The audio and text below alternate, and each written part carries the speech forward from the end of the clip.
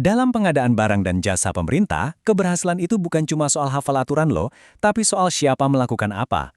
Coba deh bayangin, siapa sih yang sebenarnya menentukan kebijakan? Terus, siapa pemilik kontraknya? Siapa pelaksana tender? Dan yang paling penting, siapa yang paling bertanggung jawab dalam proses PBJ ini?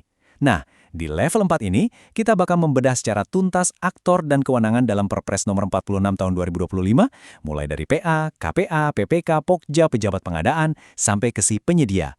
Ini bukan sekedar hafalan pasal yang bikin pusing ya, tetapi tentang memahami struktur kekuasaan dan alur tanggung jawab dalam pengadaan pemerintah modern. Karena, percaya deh, ketika Anda memahami aktornya, Anda bakal jauh lebih mudah memahami seluruh proses PBJ itu sendiri. Jadi, selamat datang di level 4. Kuasai aktor PBJ. Pahami siapa berwenang apa dalam Perpres 46 tahun 2025.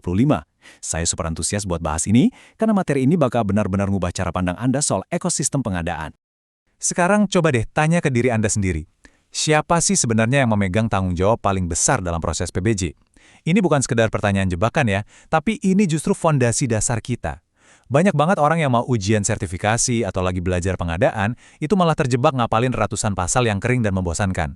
Padahal kalau Anda bisa jawab siapa aktor yang berkuasa di tiap tahapannya, wah, Anda udah pegang inti dari semua aturan ini. Kita harus mulai geser pola pikir nih, dari yang awalnya cuma fokus ke aturan, jadi fokus ke struktur kekuasaan. Oke, biar pembahasannya terarah, ini yang bakal kita obrolin hari ini. Pertama, hierarki kekuasaan pengadaan. Kedua, PA dan KPA sebagai sang pembuat kebijakan. Ketiga, PPK yang jadi jantung pengadaan. Keempat, Pokja dan pejabat pengadaan. Dan kelima, saya bakal kasih kunci cepat buat kuasai semua aktor ini. Yuk, langsung kita mulai. Kita masuk ke bagian pertama nih, hierarki kekuasaan pengadaan pemerintah. Rahasia paling ampuh buat menaklukkan materi ini adalah dengan melihat ekosistemnya dari atas dulu, alias makronya. Pengadaan pemerintah itu nggak digerakkan oleh satu superhero yang ngerjain semuanya sendirian, nggak gitu. Sistem ini jalan karena ada pelimpahan kekuasaan dari pucuk pimpinan paling atas, turun terus sampai ke petugas di lapangan. Ibaratnya nih, kayak tim sepak bola lah. Setiap pemain kan punya posisi masing-masing biar timnya bisa menang, ya kan? PA fokusnya di kebijakan, PPK ngurusin kontrak, Pokja yang ngejalanin tender.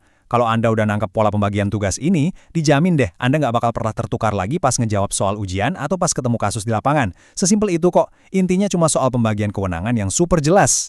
Nah, sekarang kita naik ke puncak hierarki di bagian kedua, PA dan KPA, si pemegang kebijakan. Kita mulai dari kursi paling atas, PA atau pengguna anggaran. Mereka ini bisa dibilang bos anggarannya, pemegang kekuasaan absolut. Siapa aja sih mereka ini? Biasanya mereka adalah menteri, kepala lembaga, atau kepala daerah. Pastinya, mereka ini nggak mungkin turun langsung ngurusin detail tender satu-satu.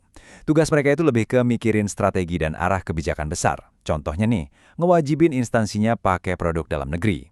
Terus mereka juga punya senjata eksklusif loh, cuma mereka yang berhak nge-blacklist atau ngasih sanksi daftar hitam ke penyedia yang nakal. Mereka juga yang ngelakuin konsolidasi pengadaan biar lebih efisien.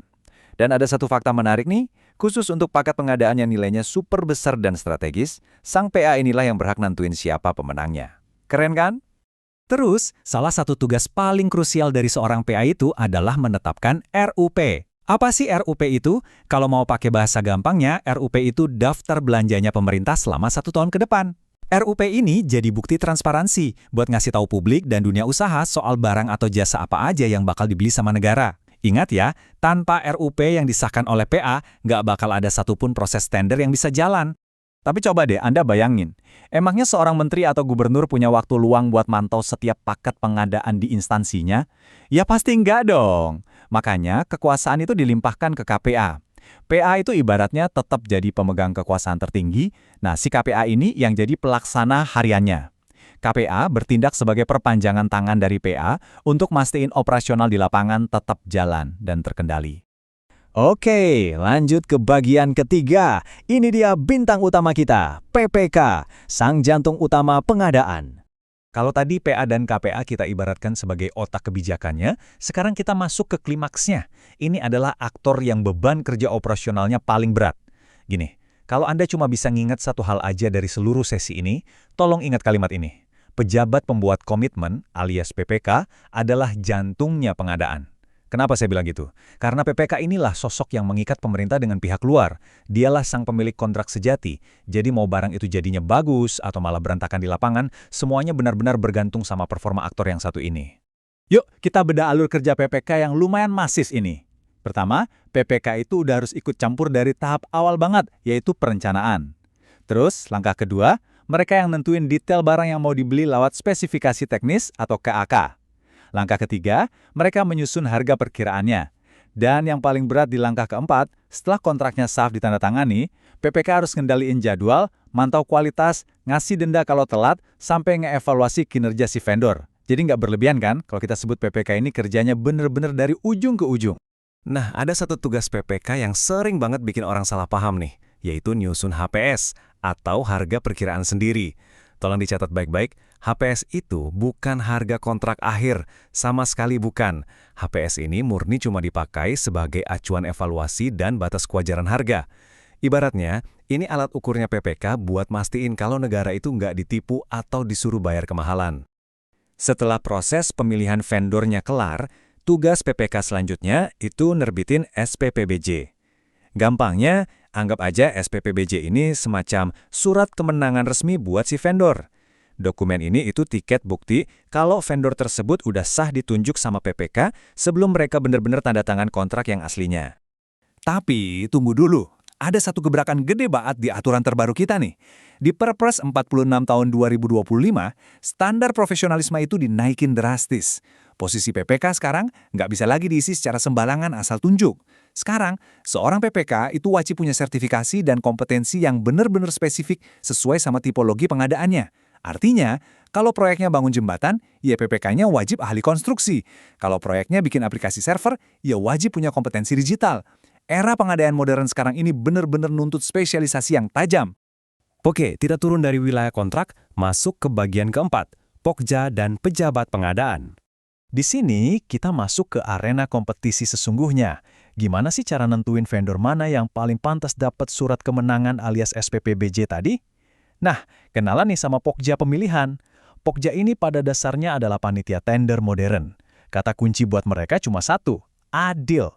Tugas eksklusif mereka adalah menjalankan roda kompetisi, nerima penawaran dari berbagai vendor, terus membedahnya lewat evaluasi yang super ketat. Mulai dari ngecek administrasi, kualitas teknisnya gimana, harganya wajar nggak, sampai ngecek kualifikasi perusahaannya. Intinya, mereka lah sang juri independen yang nanti nentuin siapa pemenangnya. Tapi ingat loh ya, nggak semua belanja negara itu harus lewat tender yang ribet dan panjang. Ada pembagian jalan yang tegas di sini. Kalau nilai pengadaannya gede dan prosesnya kompleks, oke, itu jatahnya Pokja pemilihan. Tapi kalau belanjanya cuma dikit, resikonya rendah, atau barangnya udah matching di e-katalog, nah, itu tugasnya pejabat pengadaan. Fokus utama pejabat pengadaan adalah belanja cepat. Mereka yang langsung satset ngeksekusi transaksi lewat e-purchasing tanpa harus ribet tender. Akhirnya kita sampai di bagian kelima, kunci cepat kuasai aktor. Kita kan udah bedah rantai komandonya dari atas sampai bawah nih. Sekarang mari kita rangkum ini jadi satu peta mental yang gampang diingat. Jadi gini, rumus cepatnya. Kalau ditanya siapa yang pegang kebijakan, jawabannya pasti PA. Pelimpahan wewenang harian, KPA dong. Siapa sang pemilik dan pengendali kontrak? Nggak lain dan nggak bukan, PPK. Terus siapa yang ngejalanin tender kompleks? Pokja. Kalau belanja langsung yang cepat, pejabat pengadaan. Dan terakhir, siapa yang capek-capek kerja di lapangan? Ya jelas si penyedia. Simpen baik-baik rangka berpikir ini di kepala Anda dan saya jamin, Anda siap banget buat ngebabat habis berbagai kasus di lapangan ataupun soal-soal ujian sertifikasi nanti. Sebagai penutup sesi bedah materi kita tentang distribusi kekuasaan ini, saya mau ninggalin satu pertanyaan buat Anda renungkan. Kita sama-sama tahu aturan mainnya sekarang makin ketat, apalagi dengan Perpres 46 tahun 2025 yang mewajibkan keahlian super spesifik buat seorang PPK yang notabene adalah jantungnya pengadaan. Pertanyaannya, apakah instansi Anda saat ini benar-benar udah punya SDM yang siap dan tersertifikasi buat ngadepin era spesialisasi ini? Paham siapa melakukan apa itu emang langkah pertama yang bagus, tapi mastiin kita punya orang yang tepat dan kompeten di posisi itu, nah itu dia tantangan terbesarnya. Terima kasih ya udah ngikutin sesi pembahasan kali ini, tetap semangat belajarnya, dan sampai jumpa di bedah materi selanjutnya.